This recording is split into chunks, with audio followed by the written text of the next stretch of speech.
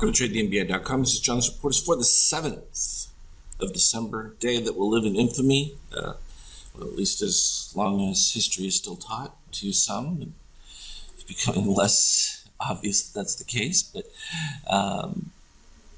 we were expecting, more of the same, and we got it. We got new highs on the S&P.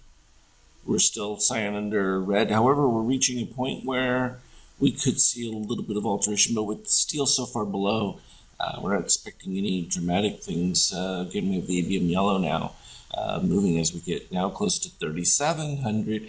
This has been a slow march since we talked about it, way back heading towards the 4K, and everyone thought that was ridiculous given the collapse of the economy and things like that. But again, this had nothing to do with any of that. This was about the inflationary value of money and the devaluation of the dollar for, just an alteration in a perception of value.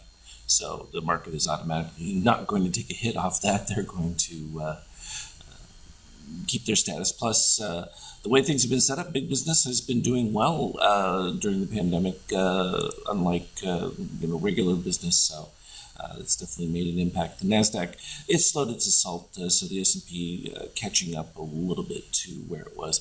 We do see a flattening of our Azure and gold down here on the shakeout. That's also something we tend to look for when it comes to a little bit of potential softness being built into the equation. And from a euro standpoint, again, this is because of the idea of greater quantitative easing coming out of the U.S. than out of the Eurozone, and that actually makes the euro theoretically more valuable, despite the fact there's really no growth there. From a gold standpoint, again, it's modest, so the pullback up here of this short buy scenario on gold was just about that alleviation that there wasn't going to be any stimulus. So this is that we got a little bit, not as much as we might like, and there's still quite a bit of uncertainty as to where things go from election. I know that the Supreme Court is going to be hearing something, and that could have a significant impact if they agree to hear the cases, what happens with that. So there's still some flux, and you only got about 7 days left before it kind of gets finalized once the electors meet. It should finalize things, but from an intraday standpoint, it just wasn't a whole lot to do on Friday. I mean, that was just literally straight away the tiny little backfill. There were some positive extremes.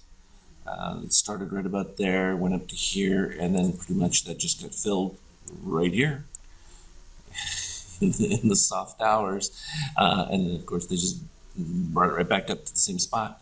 So no real effective change. I think this is the power to, that's Deocon paint.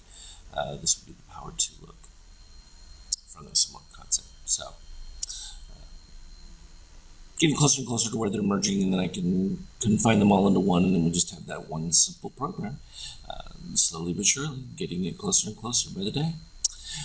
As always, though, I will definitely pop in a Skype chat. We have a holiday here for the last 4 days, so it's been hectic with decorating and getting things, set up for the holidays. So a little excitement taking place with that, given, the fact that we're generally locked down, can't do a whole lot of else. So this is an alternative to that. But we'll just continue to follow it as it presents itself.